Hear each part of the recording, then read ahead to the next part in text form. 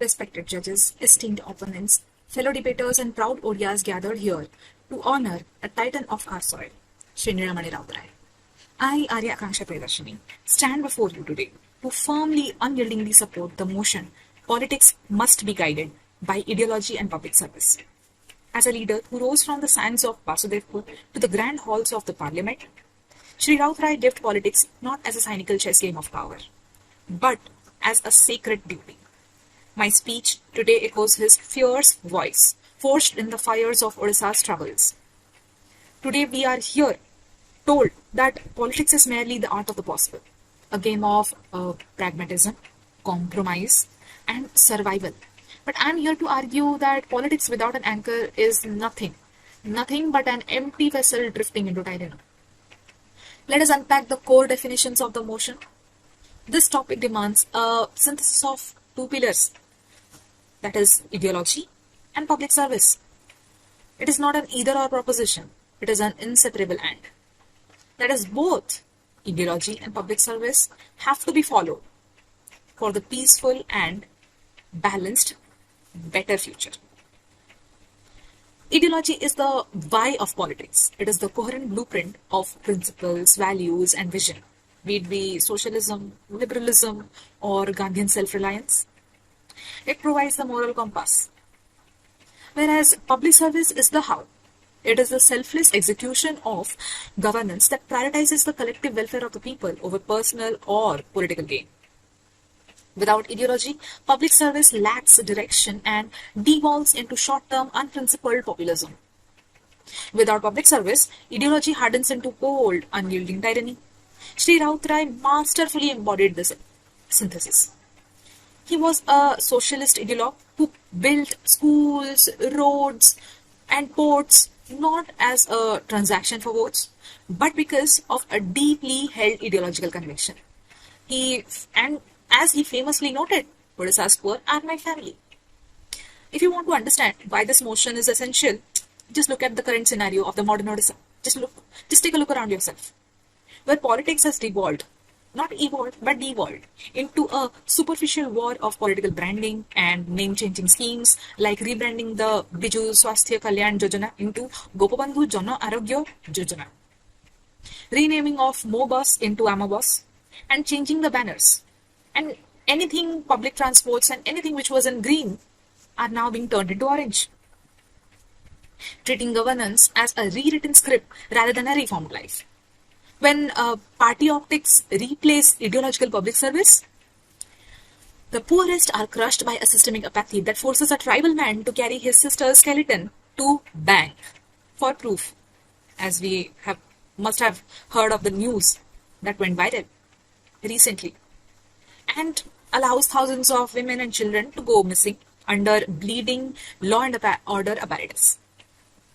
If Shri Nilamani Rautraya were running the state today, this institutional breakdown would never have been tolerated. His politics possessed a human face. He wouldn't be preoccupied with corporate deals or playing by a central rebranding playbook. His absolute focus would be on fixing a broken primary healthcare network and ending the massive distress migration of our youth. That is the difference between a politician chasing headlines and a statesman driven by service. The greatest political minds across human history affirm this motion, such as Plato. Plato, in his The Republic, which he wrote, he argued for philosopher kings who rule by the ideal form of the good, which they consider is pure ideology, and warned that without it, democracy decays into mob rule. Then comes Aristotle, his disciple. His golden mean teaches us that true political virtue requires balancing ideological principles with the public good. In modern political philosophy, John Rawls, in his Veil of Ignorance, demands that leaders design policies as if they did not know their own status. A beautiful theoretical framework for absolute public service. Shri Nilamani Rautraya translated these grand theories into the soil of Odisha. Grounded in Biju Patnaik's socialist pragmatism, his ideology was uniquely Odia, Utkala Manna, Odisha's first pride. He didn't just philosophize from an ivory tower.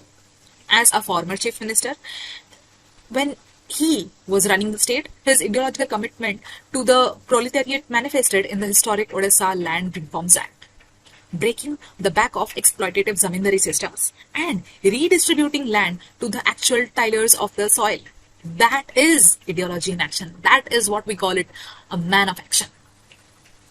Look at the world around us when politics betrays these two pillars. What happens when pragmatism becomes a euphemism for opportunism?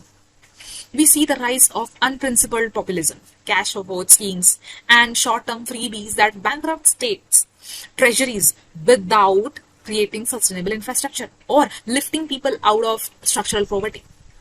We see dynastic politics, where nepotism replaces the ethos of public service, leading to systemic corruption that erodes the very fabric of democratic trust. The data is deteriorating. World Bank governance indicators show that nations firmly anchored in clear social ideologies, like nodding democracies, enjoy the highest levels of public trust, Nordic democracies. Conversely, where ideology is absent, crony capitalism thrives. According to Oxfam, the top 1% now force 40% of our nation's wealth. This staggering inequality is a direct consequence of a political class that has abandoned public service for a private interest. Sri Rautarai foresaw this decay when he thundered in parliament, power is not for palaces, it is for the plowman. My worthy opponents will stand here and argue that pure pragmatism is necessary to win elections and navigate a complex modern economy. They will point to Machiavelli, who advised cunning without conscience. But history ultimately buries opportunistic regimes. True, lasting political movements are always driven by an ideological narrative. Pure opportunism inevitably fractures. When Sri Rautarai faced with the bitter winds of political defection and horse trading, he famously stated horse trading kills the soul of democracy. He chose the hardships of jail during the emergency over compromising his ideological stance on civil liberties. If Sri Rautarai were standing here today, witnessing Odisha's modern battles with climate change, economic migration and youth unemployment, major issue, he would reject the politics of tokenism. He would demand an ideology of Jivika, sustainable livelihoods, built on cooperatives and public service driven by structural empowerment, not political dependence. Honorable judges, as we mark the legacy of Sri Nilamani Rautarai, let us recognize that the crisis of modern politics is not a crisis of resources, but a crisis of conviction. Politics guided by ideology and public service is not a utopian fantasy. It is our only salvation and our only way for a better future to rise again to our back to normal stage.